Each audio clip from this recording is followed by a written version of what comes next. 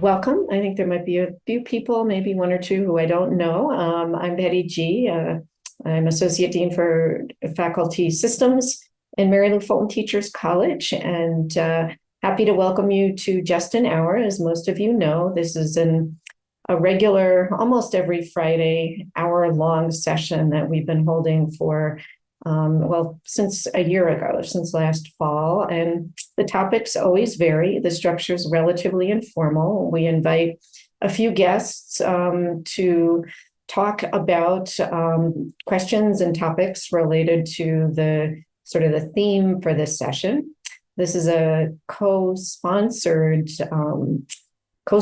session, just an hour in general, with all three of the associate deans, myself, Punya, Mishra, and Gustavo Fishman, who's interim dean for global engagement in the college while Iveta is on sabbatical. So it's great to see you all here. We usually start with some announcements. And the one thing I have on our list, Punya, do you want to say anything about the upcoming all college meeting next Friday and the topic? We have an all-college meeting coming up on November 3rd, and the focus of that meeting is going to be on, guess what, AI. But I think, with President Crow's announcement of the AI ASU site and a lot of work that we have been doing at the college, different people have been doing. And so what we are trying to do is showcase, use that time that we have to showcase a variety of different things that our faculty and staff and grad students have been doing. So that's going to be an exciting, event. I think we've got like a nice lineup of people. We did have just an hour session devoted to sort of the qualitative research and AI and all of that, and that was very exciting. To the Learning Futures Collaborative, and that was a really great episode. Betty, I know you couldn't make it for that one because you were going and having lunch with like fancy people and didn't bring any cookies back for me either. So that's that. I will never forget that. So looking forward to that all college meeting, and so that's going to be exciting. Thanks, Punya. And we do have, I don't know the other thing. Do you want to drop the link in for our scholarship roundup? We just want to I will do that right now. We do that at the beginning and end. So please, if you don't already, take a moment to click on this link and let us know what's going on. Publications, exciting things about your teaching, work with a community service, professional organizations. We use this information for the college newsletter, and ultimately we'll get back to our faculty newsletter once we get some additional administrative support. So we always enjoy seeing what everyone is up to. And with that, we'll turn to the topic for today, which is publishing in open access journals. And I have to confess, it might seem deliberate, but when we scheduled the session, I at least had no idea that this was International Open Access Week. So that was a really pleasant surprise for us. And I think Punya is going to put in a link. The link was also in the invitation. We're right at the end of the week. International Open Access Week is described as an opportunity to join together, take action, and raise awareness around the importance of community control of knowledge sharing systems. And this year's theme is community over commercialization. So really kind of provocative statements, I think, that touch on issues that will come up during our conversation. So for this week, we've invited three folks to join us for a conversation. And we're focusing in particular on open access publishing in academic journals, which, as we all know, has been a key form of knowledge sharing among academics, although I'm sure our conversation could deviate from that particular focus. And we have three guests. We're going to ask each of them to start by briefly introducing themselves and telling us a little bit about their own experience with open access publishing before diving into some of our topics. So I thought I would start with Stephanie McBride Schreiner. Would you introduce yourself and say a little bit about your experience with open access publishing? Thanks for that introduction. So I'm Stephanie McBride Schreiner. A lot of you probably know me and spend a lot of time with me talking about open access and journals. But for those of you that don't know, I'm the managing editor for the open access journals that are published here at the Mary Lou Fulton Teachers College. They're scholarly journals of education. The two that I actually manage are Education Policy Analysis Archives, and that's an education policy journal. And it's now the lead editor is Jeannie Powers, and Education Review, which is a journal of book reviews and acquired wisdom essays written by esteemed researchers in the field. And we're in a transition right now. The lead editor was Gustavo, and now it's transitioning to Sherman Dorn. So those are the two that I'm most involved with. And I'm also a consulting editor for the student-run journal, Current Issues in Education, which Yvonne is very familiar with. So I'm not going to talk about that. I can let her talk about that. Just kind of a brief, my foray into open access really only began about 8 years ago when I took the position at the Mary Lou Fulton Teachers College. I've been involved in scholarly publishing for about 15 plus years, but my beginnings were all as a graduate student at Shippers, the School of Historical, Philosophical, and Religious Studies. My PhD's in history. And so as a grad student, I was involved in all sorts of journals and journal activity, but they were all published by university presses and commercial publishers. So it wasn't until I was hired for the position by Dr. Gustavo Fishman, who is my current supervisor, that I actually learned about open access journals through my job. And the rest is kind of history. So, yeah, I consider myself an open access advocate now, and open access journals are, a huge part of my work. So with that, I'll pass it on. Who should be next? So before we move on, Stephanie was kind enough once to share with me her dissertation, which she did in history, and it is fascinating. So at some point, if you have a chance to run into her, talk to her, because it's, I think, 19th century medical history about like children in France and England. Fascinating stuff. Nothing that I know anything about, but it was just awesome to hear her talk about it and kind enough to share it with me. So that was something I just wanted to mention. Thanks, Punya. That's great. Yeah, thanks, Punya. Anali Perry from the ASU Libraries. Would you like to say a little bit about your current position and your experience with open access? Certainly. Thanks, Betty. My name's Annalee Perry. I'm the head of Open Science and Scholarly Communication at ASU Library, but have been a scholarly communication librarian since 2006 here at ASU. So I've been around for a long time, and I recognize a lot of faces here. Part of being a scholarly communication librarian means that I specialize in the scholarly publishing landscape, kind of a big picture. How do we communicate our research and scholarship? What are some of the trends around that? How does that apply to libraries? And open access publishing has been a real game changer in a lot of those ways. Obviously, with libraries, we get interested in prices of subscribing and providing journals and other resources to our communities. I mean, that's a big library focus. And those prices rise exponentially, and library budgets do not rise exponentially. And so that has resulted in a lot of hand wringing and hair pulling and trying to squeeze water from a stone in order to provide the resources that a community as large and diverse as ASU is need in order to do research and scholarship and teaching.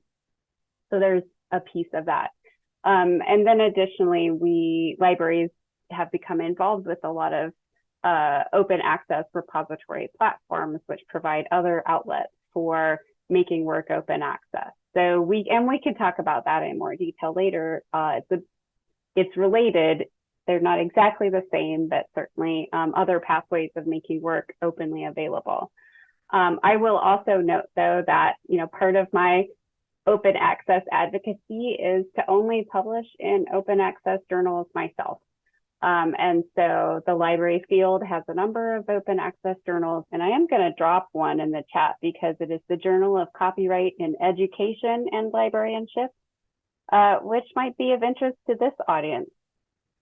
So just thought I'd share that with you all. It is a really great journal that's been around since 2016 and has, again, perhaps a bit relevant, but we all work to do what we can when we publish. Thanks so much. I really like the idea of sort of walking the talk, right? And supporting what you're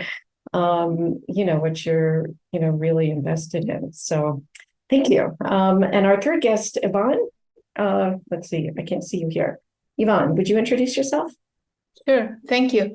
Hello, everyone. I am a fifth-year EP candidate at Teachers College, and I'm about to defend my dissertation on Monday, which is about, it's a case study of one of the largest open access journals in medicine or STEM in general. It's called PLOS ONE. And it's a very interesting case because they changed the landscape like in so many ways in the publication arena, not only open access, but I'm preparing my defense and getting ready the publications that I hope I can make out of my dissertation. But my background in open access, I can go back from my undergrad studies when I was a student in Mexico. I'm from Mexico. I was born and raised there, and we didn't have these beautiful and amazing resources that you guys have in the US libraries. We didn't have many subscriptions to journals or books or whatever. So for us, it was very hard to access to these resources from these very famous publishers that we can recognize very easily. And then, so we in Mexico and in Latin America, our model of open access is kind of the natural model. It has been like that: open access, free to public, free to readers, free to authors, since the late 90s, since the internet, was spread. So, but then I got involved in a project in Mexico, and especially in the journal assessment department. So I started to, curate journals and kind of provide some assessment for editors and things like that. Then I joined the directory of open access journals. I'm gonna share the link here in the chat because it's the largest database or directory of journals that are completely open. We recently reached 20,000 journals, so we have a very good amount of journals from worldwide. And I want to just first invite you all, if you don't know the TOAJ, and if you are thinking about where to publish, this is a big and a very nice list to look at it. And the last thing I want to say is, I was the editor-in-chief of Current Issues in Education, our student-led journal at Teachers College. It was an amazing experience. It's an open access journal, produced by doctoral students, and it's been so. I'm very grateful for that opportunity. Yeah. Thank you. Thank you. Punya and I usually alternate, at least with some initial questions. Punya, do you want to jump in and kick off a conversation? Sure, thank you. So the question, and we can go in any sequence whatsoever. What have been some of the consequences, the impact of open access publishing on authors, editors, and scholarly knowledge sharing systems more broadly? And then we can dig in a little deeper. So maybe we go in reverse order. Maybe Yvonne kick us off, and then Annalie, and then Stephanie, if that's okay. Sure. So when I was preparing the answers for these questions, I was like, okay, I know that maybe Stephanie and Ali will list many of the positive consequences. And I think there are many. I just want to highlight two of them, which is reusability and reproducibility of science. These are very important, especially for experimental sciences, but also for some social sciences. So when you have open and available not only the paper, well, having the publications available online has many advantages, and some of them are very obvious. But when you have also the data available in open platforms, it helps other researchers to reproduce science and to also validate and make it more reliable, right?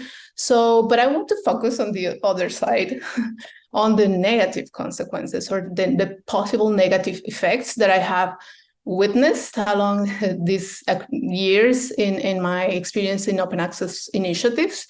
And the first one is actually a very interesting idea from a scholar, Sabina Leonelli. She's in the University of Exeter, and she says that we are kind of seeing open access and open science more like in a product-oriented manner. So we tend to think, oh, open is good, yeah, let's publish more and more and more, and like let's produce.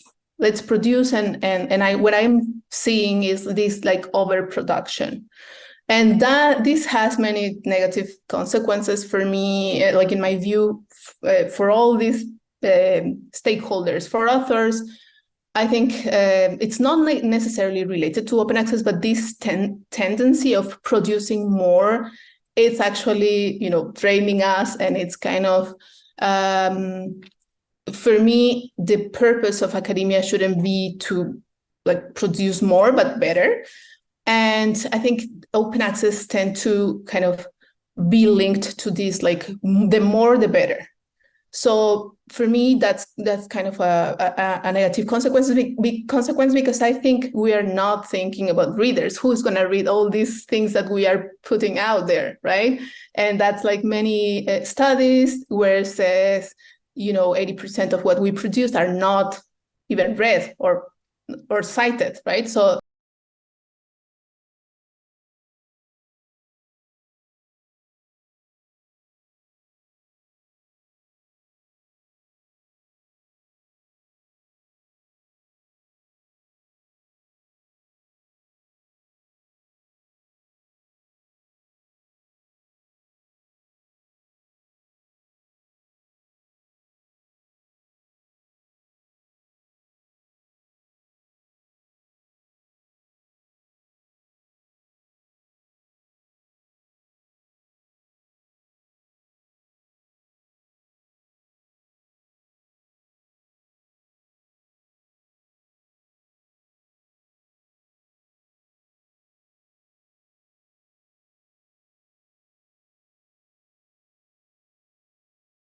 which was a big scandal in Latin America, because there's a very interesting initiative called Cielo, Scientific Electronic Library Online.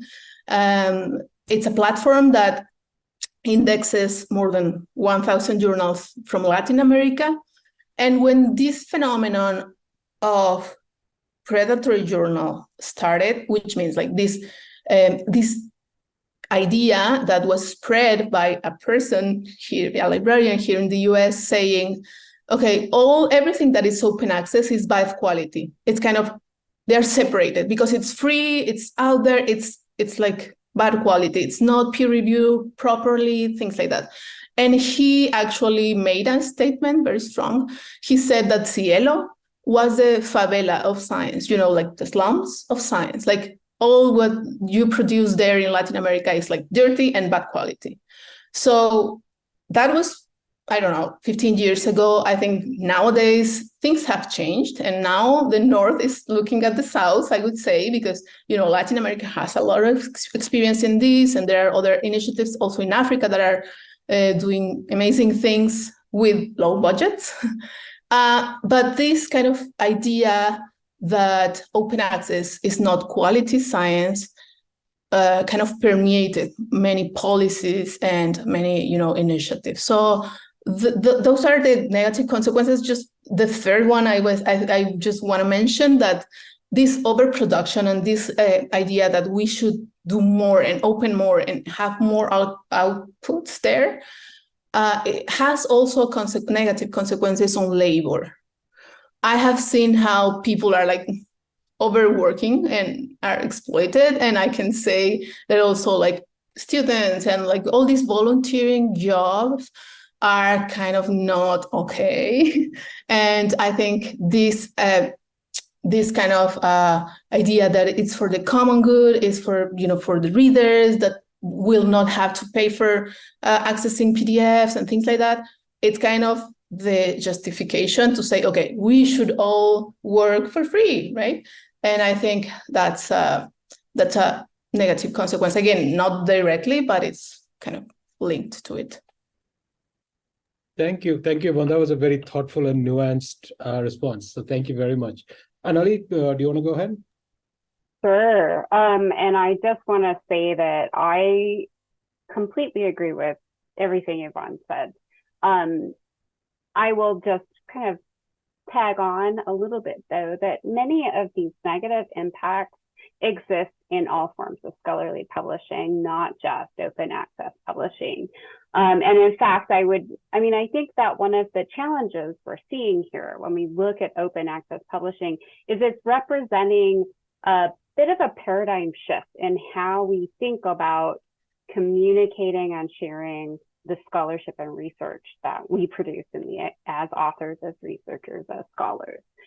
And there's a lot of like historical tension there, right? When we look at a traditional publishing model, all of these things still depend upon a lot of free labor and goods from us.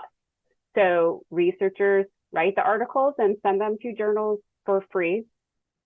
They peer review and often do a lot of the editorial work for free, and traditional journals have, you know, continue and historically do then turn around and sell subscriptions to this work. So you as an author may have to pay for access to your work if your library doesn't do that. And then additionally, you're also turning over your intellectual property. So you sign a copyright agreement that may transfer your entire copyright to a publisher, or limit what you can do with your work that you wrote. So the traditional publishing models have been historically exploitative and continue to be so. Therefore, when we look at open access publishing, many of those pieces continue along, right? Because it's like, oh, this is how we publish. Publishing it still requires the free goods. It still requires the free labor. And now we also have to somehow recoup our the cost of the platform, the maintenance and stuff, which requires labor and effort, as Yvonne and Stephanie can definitely tell from their experience managing these journals. And many of you have probably volunteered as editors or other things. I mean, there's a lot of work and time that goes into this, like how we share and disseminate our research. So there's definitely a lot of problematic issues that have carried over into open access publishing. And we're still trying to figure out, how do we do this in a sustainable way? How do we do this in ways that people will read our stuff? Like the whole important part of sharing our research and knowledge. I mean, part of it is, we need to be able to get credit and show that we're doing this work. But we're doing it because we want people to learn and grow and build off of our work. And we need to think about the ways that we do that. So I'm just framing a little bit of what Yvonne said. And, when we look at some of the impact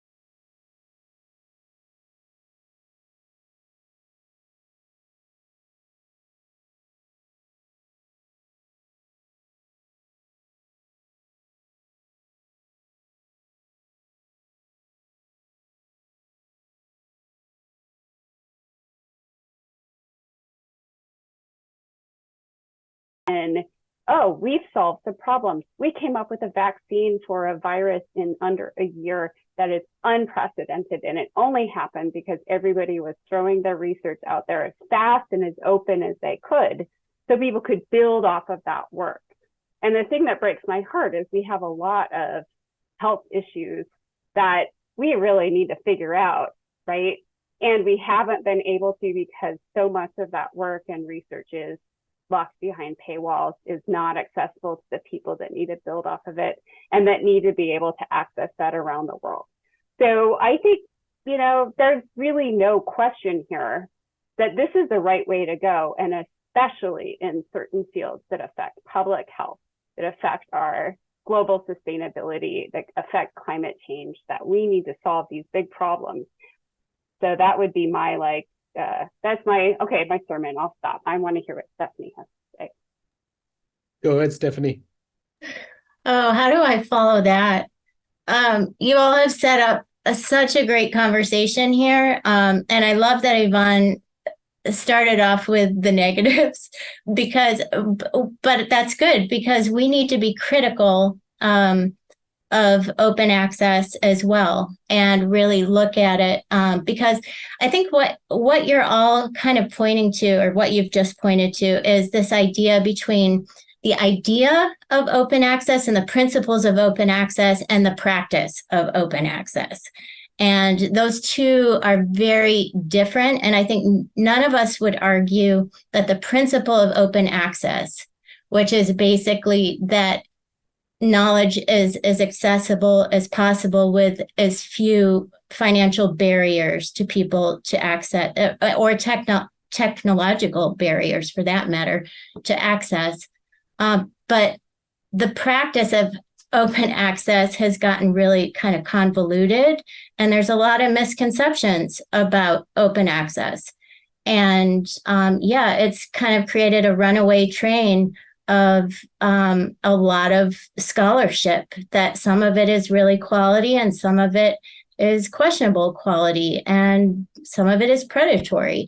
But that's a very small group of the wider open access landscape. So we can't really judge everything by just a few negative examples. But one of the things that I would like to kind of point out, or build on what has already been said, is that, commercial publishers, open access was around, like Yvonne said, in the early 90s. As soon as the internet became accessible to the public, people started posting things online, and they realized we don't need a publisher to publish our work, our research. And it didn't take too long for the commercial publishers to realize this and harness open access for themselves and monetize it. So it's obviously a good practice. But there's a lot of different shades of open access. And I think Yvonne brought up some of the good points about this misconception of open access scholarship as not being as quality. I can attest that that is certainly not the case. And thanks to Yvonne, Education Policy Analysis Archives earned the gold seal from the Directory of Open Access Journals, which is a very, very prestigious award. And it shows that we are a quality journal. And I think as open access journals, we need to do a better job of expressing how we define quality and how we are creating quality scholarship. So I'm going to end with that, but thank you for that great conversation. Thank you. Betty, do you want to go ahead? Just want to say great points. And Stephanie, that kind of leads into another question, a second question we have, although I will also ask those of you who are here, please feel free to drop your own questions or comments into the chat, because we do want to direct this conversation towards things that you'd also like to talk about. And already so many interesting issues have come up in what our discussants have said. But at least let's move into this next question. And Stephanie, I'm going to ask you actually to respond first, since it it aligns really well with what you were saying. So the question basically is kind of what models of open access publishing are there, and which do you think are most beneficial for faculty and knowledge sharing in general? And I have to say, I'm one of those people. I think whenever I hear open access, I think, oh yeah, pay $5,000 to publish your paper in our journal. And, my skin kind of crawls at the thought that I'm going to, for example, ask my students, much less myself, to ultimately have to pay that kind of money. But Stephanie, what's your response to this question? Well, as a managing editor of open access journals, I'd have to say finding and selecting quality open access journals, which are considered diamond open access journals. That means that they're free for people to read the content and free for authors to submit. So there's no author processing charges, APCs that need to be paid.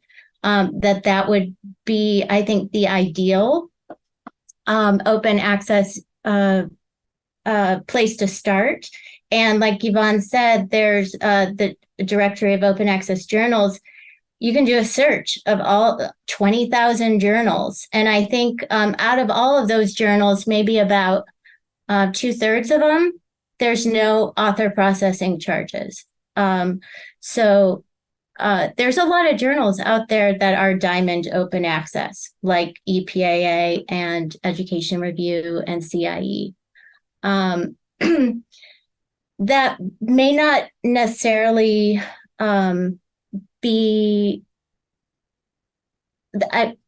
all I'll say beyond that is I think a strategy. I think there are multiple open access models, and even though that would be what I would encourage you to start with, there's a lot of really good models out there, and not all open access is $5,000 for an APC. There are very reasonable amounts of author processing charges, and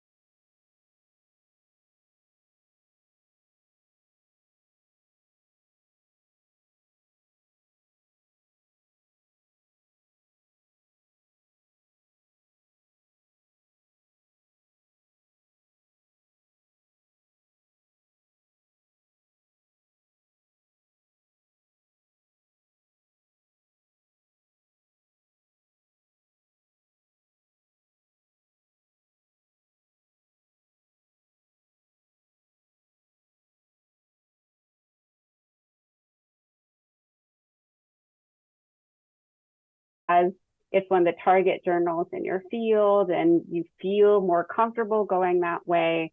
But that is a problematic business model because they're continuing to receive subscription funds from libraries, from individual readers. And let me tell you, those subscription costs have not gone down. They continue to rise exponentially. And they're getting extra money from you as an author to make only your article open access. So that's the model that I say, just that you look, if you're going to pay, support a fully open access journal. Don't just put extra money in the hands of Elsevier or Springer or Wiley or Taylor and Francis. Like, don't do that. So that's one thing. The other piece is that if you need, which I 100% understand, especially for early career researchers, sometimes you have to target certain journals because you feel like that's the journal that's going to help you meet your promotion and continuing promotion and tenure goals, your annual review goals, in order to get funding. Like, if you feel like you need to do a certain journal and it's not open access, don't pay the open access fee. But you can, almost all journals allow you to self-archive a version of your paper in an institutional repository. That doesn't cost you anything. And if you have questions about that, that's what I'm here for. Like, I can absolutely help with evaluating your publishing agreement, helping you know what your self-archiving permissions might be, provide tips on negotiating your publishing agreement, because again, they need your work in order to sell their product.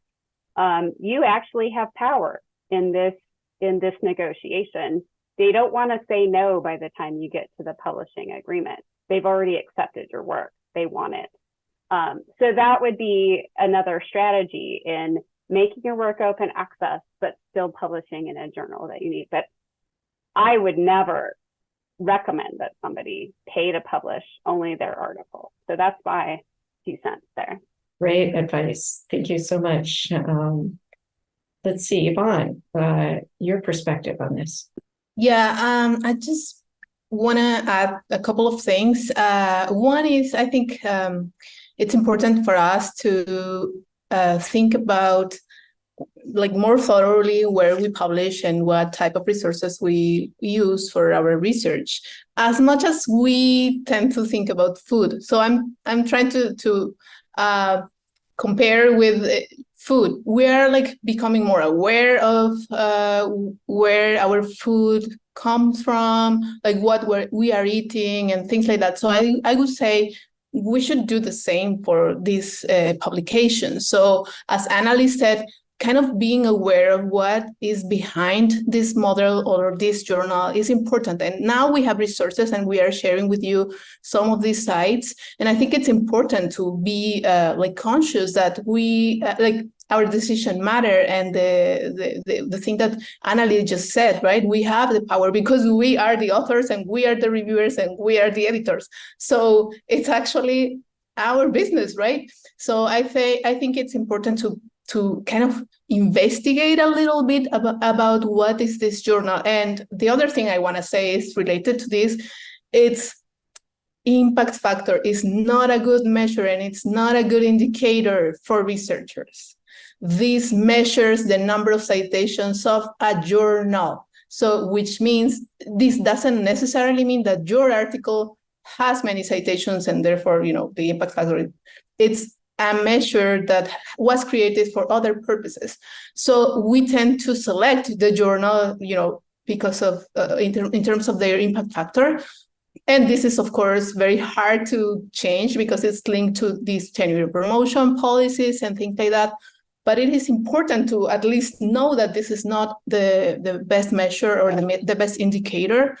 And I would say, think about your readers instead of, just the citations that you're going to get or not. So who is going to read this paper? And actually, if it's open, more people are going to read it and basically more people are going to cite them. So this is already proved, right? So it's been proven that it's like that. Like the more open, the more citations you get.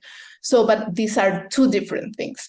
So yeah, and again, like using the list, I put in the chat this answer for Jim about, using the DOJ couples these indexing services as white lists. Where should I publish? So look, and if you find a journal and you cannot find them in these lists, then maybe you should do more research, right? But these lists are actually indexing journals and publications that comply with certain quality criteria. Thank Thank you. you so much. Yeah, and thanks for answering Jim's question too. Well, I don't know if you want to return to that, Punya, or move on to a different one. Jim just gave us a thumbs up, so I think he's Great. good. But I just want to a couple of things. So, Anali, I really appreciated the point you made. I had never really thought of it that way. I've never paid for any of those, but I hadn't thought of the fact that those guys are still charging the libraries money. So they've actually they have increased their revenue model, piggybacking on open access, and that I had never thought of it that way. So thank you for sharing that. And so this is sort of a follow-up to I think Jim's question as well. So a couple of things. So what advice would you give to faculty and graduate students about this? And the second, with so many journals out there, like there's sort of an effort that one has to put in to figure out, because many of the standard journals we know of, right? We know these are out there. These are part of the field. This is where my colleagues are publishing in. This is where all the big names published in. So I get credibility by publishing there. So there's that little bit of a tension there. So maybe you can speak to that. And I'm going to start with you, Stephanie, and then cycle around, or whoever wants to jump in after that. Yeah, definitely doing the homework and doing the work and investigating the open access journals is really a key. And one of the things that I think is overlooked is looking at the editorial boards and the editorial teams. That is a really good sign of quality, because if these people are investing all of their time at very little pay, if they're even getting a stipend, and all of the people that are on the editorial boards doing the reviewing for free, they believe in those journals, and they're backing those journals and the quality of those journals. So definitely, I would push that point as well when you're having students, selecting open access journals. Really kind of delve into, okay, who's involved in these journals, and then the other thing is audience. Who are you trying to reach with your research? And if you're trying to reach, a certain audience, you want to select journals that have that audience. A lot of the big commercial journals, they have paywalls.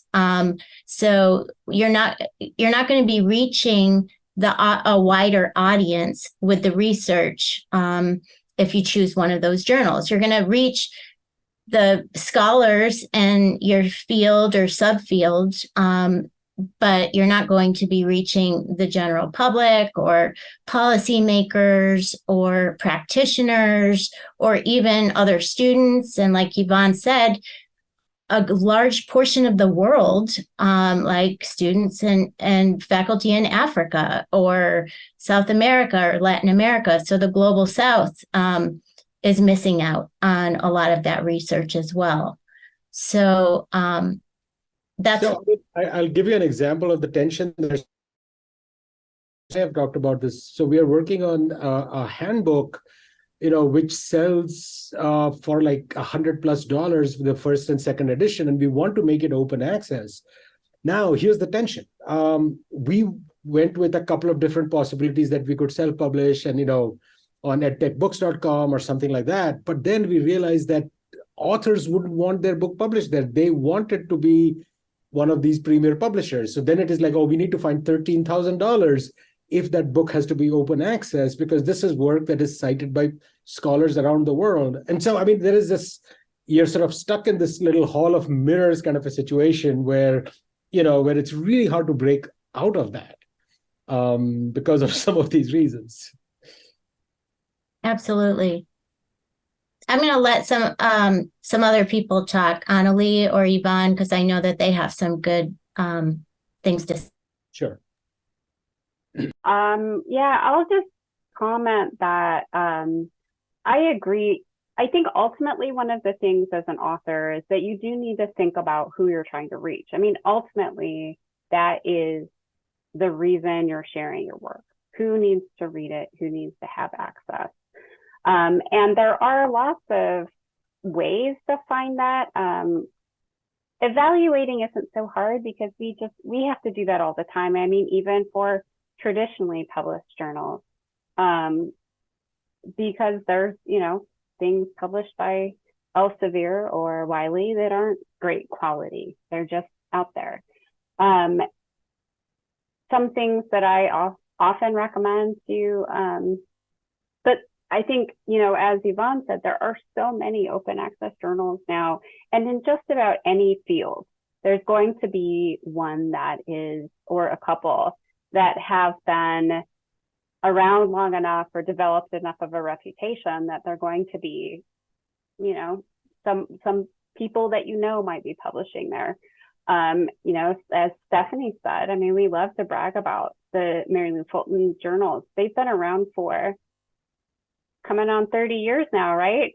And that's, a long time to develop a reputation, an excellent, editorial board, and fantastic quality. I think one of the other pieces there as well is, for better or for worse, the library does provide some support for open access publishing. We do negotiate some relationships with some of the publishers that we subscribe to, or there's, again, there's a variety of business models where some publishers will now do institutions like a library or a university will pay a membership fee instead of a subscription. And by paying a membership fee, all authors can publish in that journal for free, and all readers obviously can publish there or can read, right, for free. And so there's some publishers where we've been able to have an arrangement like that. So that's another option. I shared a link in the chat about some variety of ways to check about places to publish. I do want to piggyback a bit on Punya's comment about book publishing. That has turned into a very sticky wicket because there's a lot more work that goes into preparing a book for publication than just an article, right? I mean, there's a lot there, and there's the whole formatting for the whole thing and editing for a big manuscript and preparing something to publish and print perhaps. And so just about every book publishing thing, what they call a subvention fund to make a book open access, almost all of them are going to be a bit pricey unless your university has a press or something that is going to help with that. And we don't have a press, but U of A does. And they have been working with open access publishing. So, part of that is maybe targeting certain open access publishers. Or again, Punya, when you sign that publication agreement, retain the right to make your own work open access. So that, they can publish it, but you have a version that will be free online on your repository or something like that. Thank you. Yvonne? Yeah, I just want to give a couple of ideas. So one is to think about reputation like in both ways. Okay, so I'm looking for a very reputable publisher because I want to get the reputation of that publisher, right? I want to be linked to that publisher. But also, why don't we think about if we trust in our work and we can give our reputation to maybe a more modest or smaller publisher, but that does a decent work, and help them build their reputation by publishing there. I think this is a bidirectional relationship. And if it's just like me getting the reputation of these journals or these publishers, that's what is actually causing this Matthew effect, right? So the more prestigious publishers or journals get more and more citations, papers, and so on, and the less remain there or even worsen, because for instance, there are many like good journals that struggle to get submissions, and they are like, doing a very thorough job in terms of the peer review and so on, but they are not as famous as Elsevier journals, so they are kind of, in this issue. But we, at the end of the day, we know that these reviewers are the same people, because again, we, the community of researchers, we are the reviewers for Elsevier or for like the journal of ASU, right? So I think it's also important to support these other publications with our work and with our submissions. So, and the other thing that I wanted to say is review for open access journals. That's my advice and my I would like to ask you, please, to consider the next time that you review for a journal or you receive a request, think about, first offering your labor and your time for these journals that are not making these unfair profits out of our job. Great, thanks. We have only about 5 minutes left, but wanted to sneak in a question about preprint services. And I'm just putting the question in the chat. And I don't know, any one of our discussants, if perhaps you'd like to, if you have some opinions about these services and benefits of using them, or, detriments in terms of how they relate to open access. I'm going to nominate Annalie. Okay. Well, Yvonne, did you have something you wanted to say first? Just very quickly, I just want to share that I shared my first preprint in a preprint server that is called edArchive. I'm going to share the link here, and so far it has 48 downloads. So it's not been published in a journal, but people are already reading my manuscript. So I think it has a lot of, advantages for the scholars. Of course, it has other, nuances, because this is not peer reviewed. And maybe for, our field for education, it's not super bad in that sense. But if we're talking about drugs or medicine and other areas and fields, could be tricky. But so far, I would say that it's amazing. It's an amazing road to open our scholarship as well. Yeah, I'm glad you went first, Yvonne, because that's a really fantastic example of some of the things that preprint servers can do. So Archive at Cornell, which is a physics preprint server, has been around for over 20 years, since the 90s.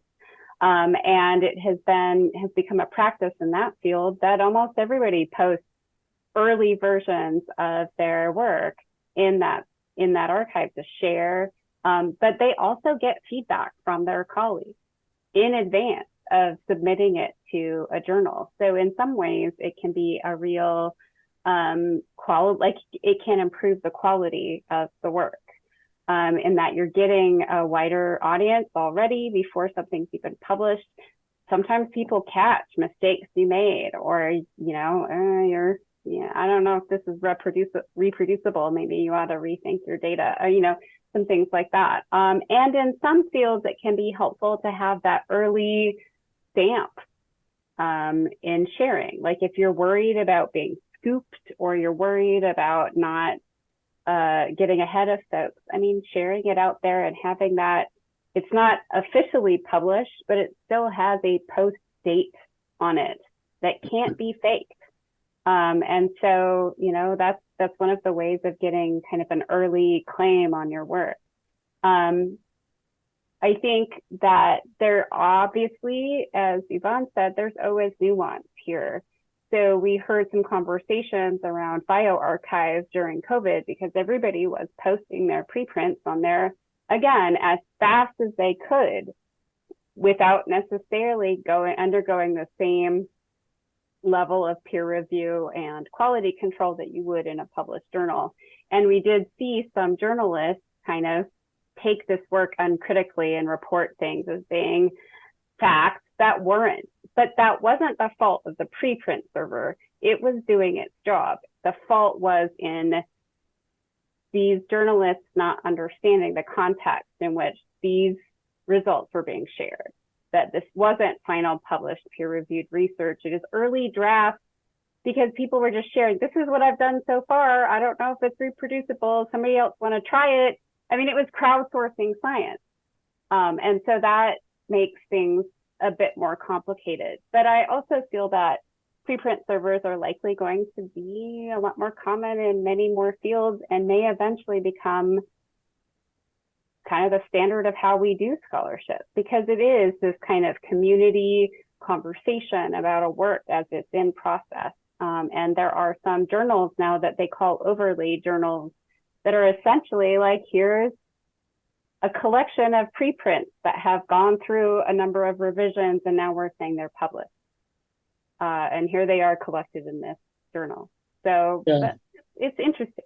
Yeah, thank you. Thank you for that. Because part of the reason why I started thinking of this, that we are doing some research around AI and bias, which we want to get out in the world the moment it's ready to be shared.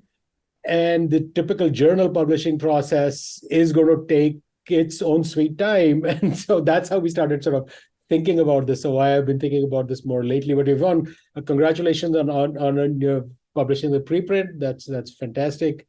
Betty, we are tight on time. Any final comments before we hop off? Just thanks to all of you. It was such a rich discussion. I feel like we could go on for quite a bit more time, but we'll have to wrap it up now. Thank you very much. We will post can we save the chat, Punya? I just want to make sure we have some of these resources. Yeah, the chat automatically gets saved as a separate file, and we can talk to Jake about incorporating that, because we've done that in the past, because there's so many links on there. Yeah, great. So yes, for those here and those who might be watching it in the future. So thank you. And just next week, we have our third session, I think, for just an hour on the Learning Futures collaboratives. And our guests are, Punya, I think you've got them. Yes, so the two that we have are the Imagination and Futures Thinking. Michelle Jordan will be there for that, and there might be other members of our team as well. And our newest Learning Futures collaborative, which is called Optimizing Access for Students in Schools, OASIS. So they will be represented by Kathy Hoffman and Erin Rotherham-Fuller. So our conversation on the LFCs have been very exciting, just like this one. And so we are really looking forward to that. So with that, again, thank you all three for joining us today. And Yvonne, all the best. You're going to rock it on Monday. Yes. And add the officials before your name. So congratulations on that. Thank you. Thanks again, everyone. Bye-bye.